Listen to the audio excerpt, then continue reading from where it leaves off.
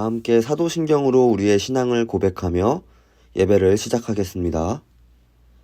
나는 전능하신 아버지 하나님 천지의 창조주를 믿습니다. 나는 그의 유일하신 아들 우리 주 예수 그리스도를 믿습니다. 그는 성령으로 잉태되어 동정녀 마리아에게서 나시고 본디오 빌라도에게 고난을 받아 십자가에 못 박혀 죽으시고 장사된 지 사흘 만에 죽은 자 가운데서 다시 살아나셨으며 하늘에 오르시어 전능하신 아버지 하나님 우편에 앉아 계시다가 거기로부터 살아있는 자와 죽은 자를 심판하러 오십니다. 나는 성령을 믿으며 거룩한 공교회와 성도의 교제와 죄를 용서받는 것과 몸의 부활과 영생을 믿습니다. 아멘.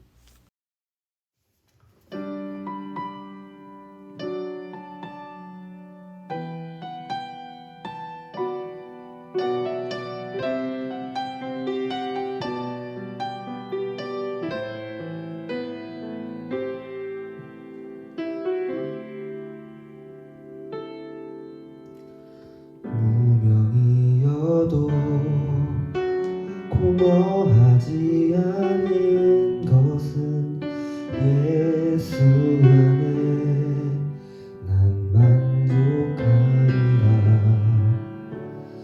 가난하여도 부족하지 않은 것은 예수 안에 오직 나는 부요함이라.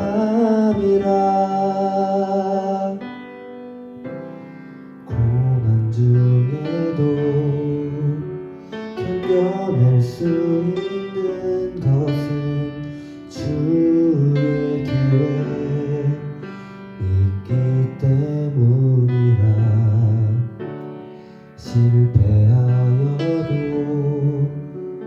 일어설 수 있는 것은 예수 안에 오직 나는 승리함이라. 난 예수로 충만하네. 난 예수로 충만하네. 난 예수로 충만하네. 영원한 왕 내 안에 살아계시네.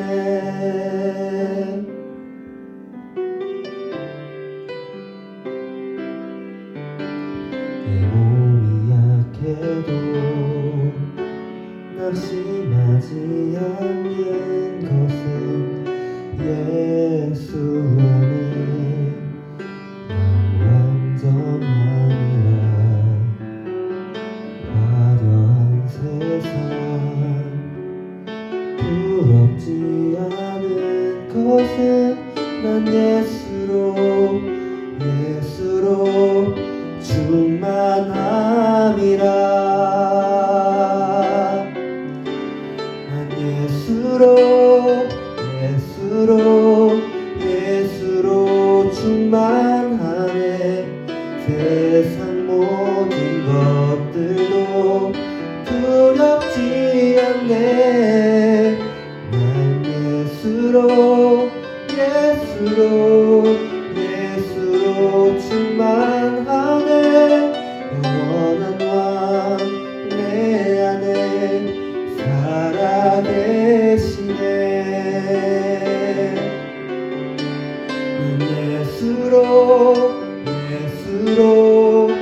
예수로 충만하네.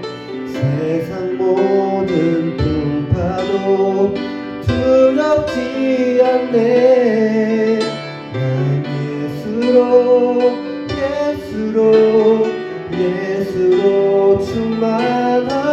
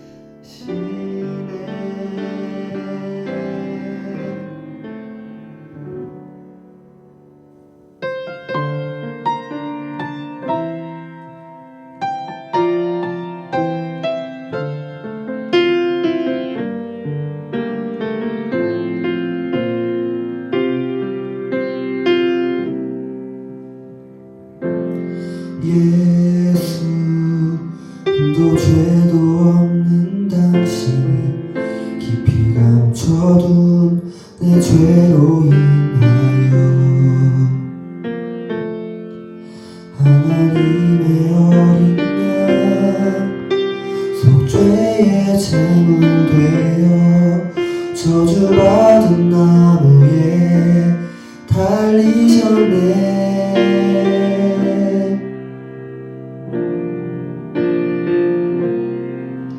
내가 예수를 당신을 부인했습니다. 내가 예수를 당신을 못 박았습니다. 당신이 행하신 일 모든 약속을 다 잊고 십자가에 예수를 매달았네. 내가 예수를 당신을 부인했습니다. 내가 예수를 당신을 못 박았습니다. 나의 모든 죄를 지고 아버지께 인도하시는 내가 예수를 못 박았습니다.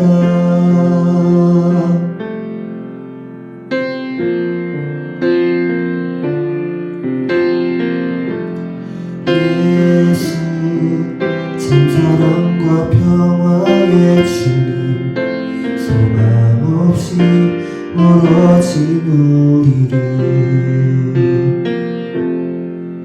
하나님과 온전히 화목해 하기 위해 십자가로 막힌 담 허우셨네.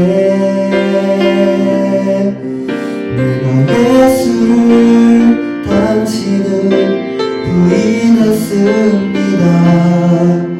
내가 예수를 당신을 못 박았습니다.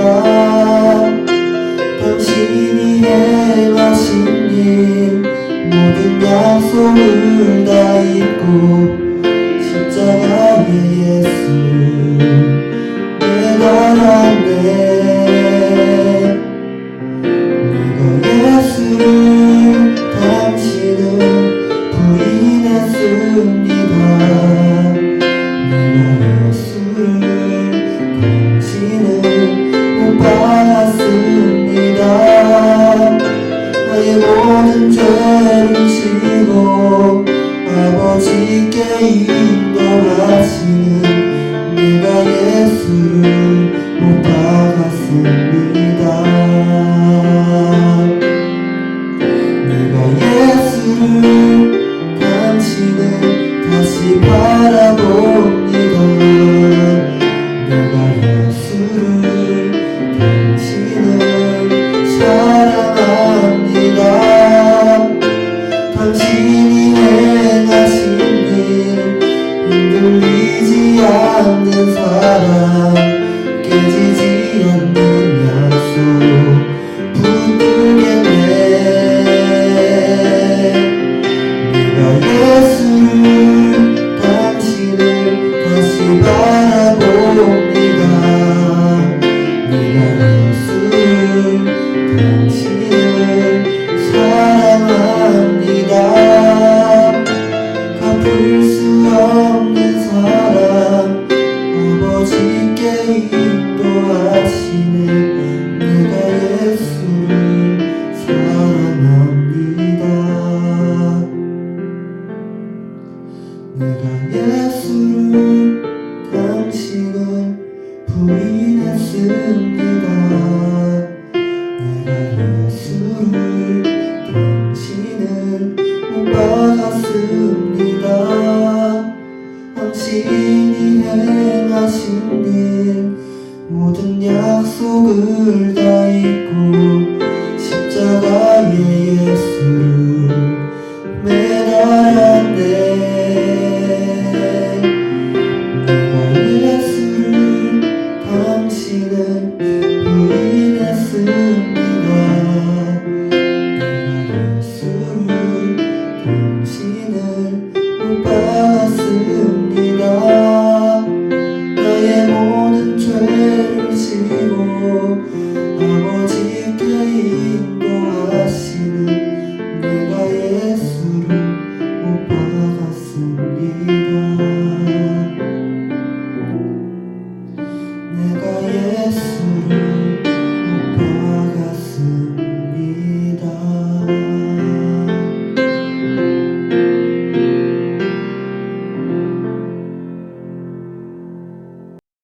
봉헌 찬양 나의 맘 받으소서 함께 찬양하며 준비하신 예물 하나님께 올려드리겠습니다.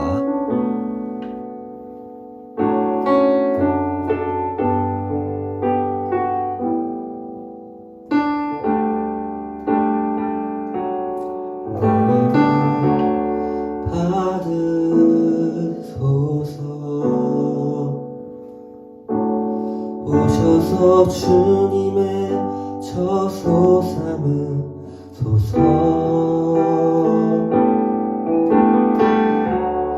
나의 전부이신 주연의 맘을 받아주소서.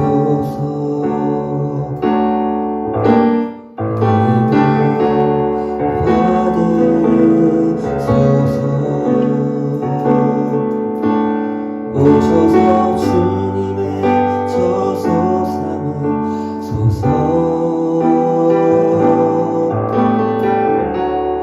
나의 전부이신 주연의 맘을 받아주소서.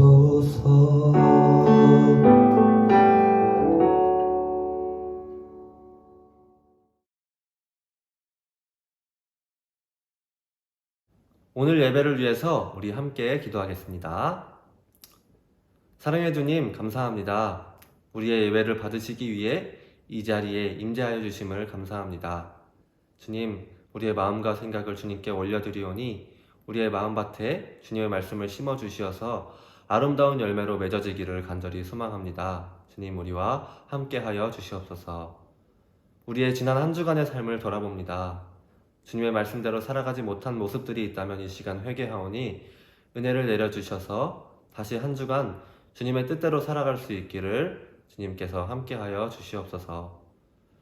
또 오늘 들려주시는 이 말씀대로 한 주간 살아가기를 소망합니다. 어려움이 있을 때 주님의 말씀을 기억나게 하시고 그 말씀대로 살아갈 힘과 믿음과 용기를 허락하여 주시옵소서.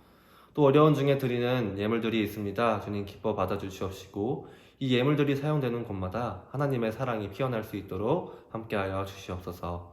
사랑이 많으신 예수님의 이름으로 기도드립니다. 아멘. 오늘 우리에게 주시는 하나님 말씀은 마태복음 11장 2절에서 6절까지 말씀입니다. 함께 읽겠습니다.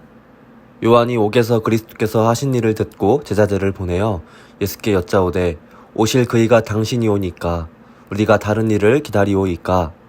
예수께서 대답하여 이르시되 너희가 가서 듣고 보는 것을 요한에게 알리되 맹인이 보며 못 걷는 사람이 걸으며 납병 환자가 깨끗함을 받으며 못 듣는 자가 들으며 죽은 자가 살아나며 가난한 자에게 복음이 전파된다 하라. 누구든지 나로 말미암아 실족하지 아니하는 자는 복이 있도다 하시니라.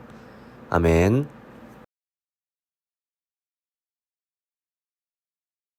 네, 친구들 반갑습니다. 여러분 TV쇼 진품 명품이라는 프로그램을 알고 있나요?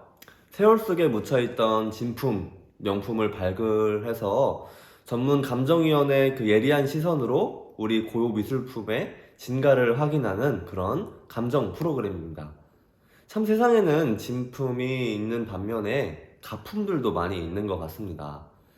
또 직업 중에는 위패감별사라는 직업도 있습니다.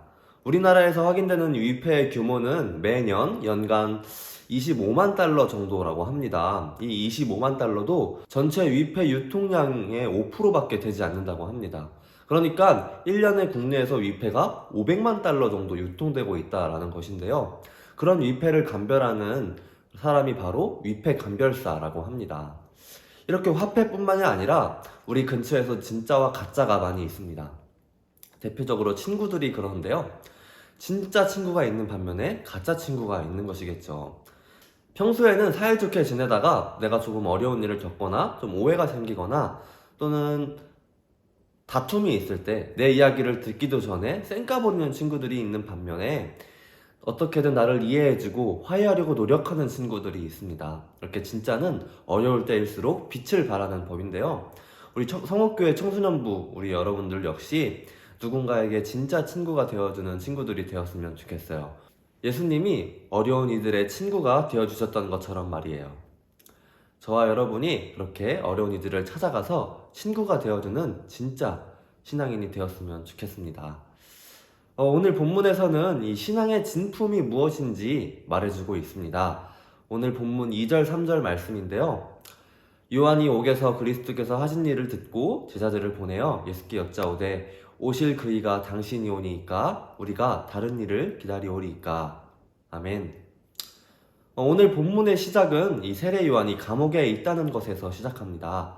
이 세례 요한의 이미지를 우리 한번 떠올려 보면 전에도 전도사님이랑 함께 말씀을 나누었었죠. 이 세례 요한은 야인 그 자체였습니다.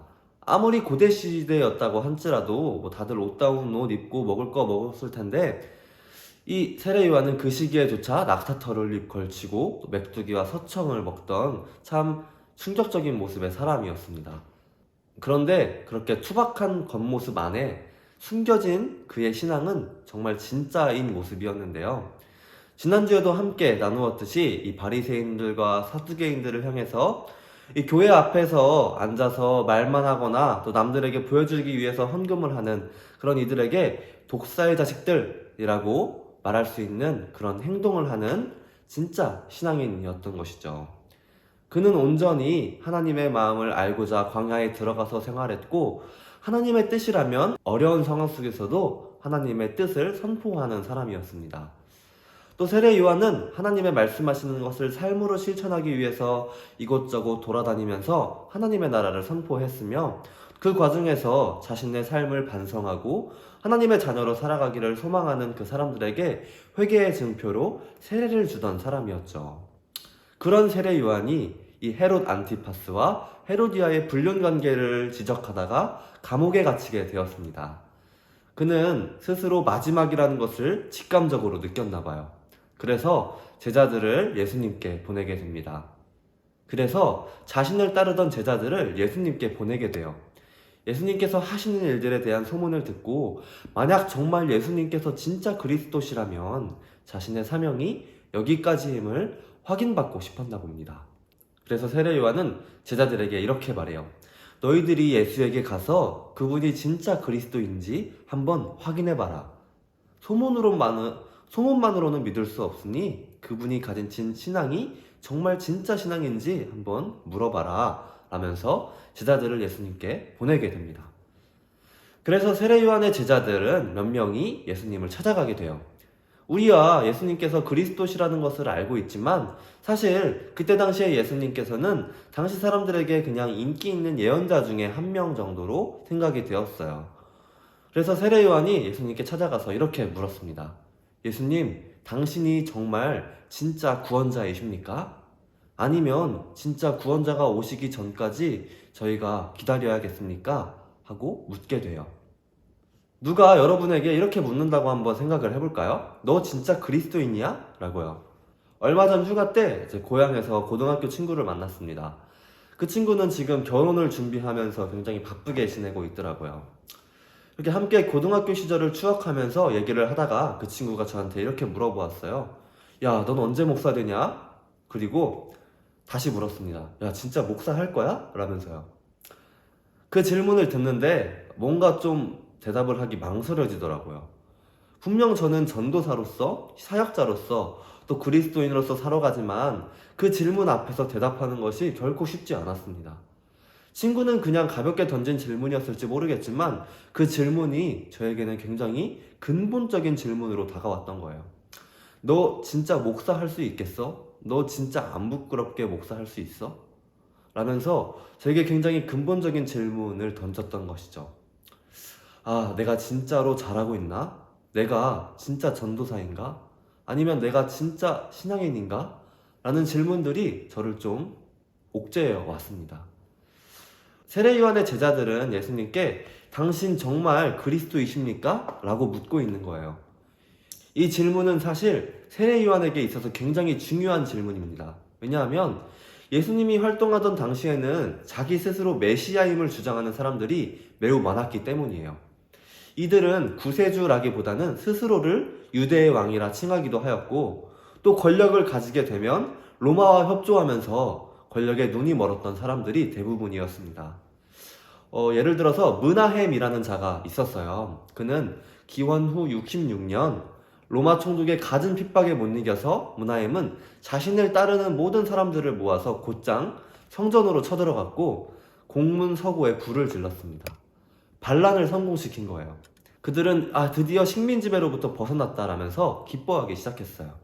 그런데 그 기쁨은 오래 가지 않았습니다. 갑자기 이 유대 혁명가였던 문하임이 기이한 일을 행하기 시작하는데요. 비싼 진홍색 예복을 입고 또 성전 뜰에서 자신이 메시아이며 유대인의 왕이라고 스스로 칭하기까지 합니다. 스스로 세금을 걷고 오히려 백성들의 노동력을 착취하기 시작하죠.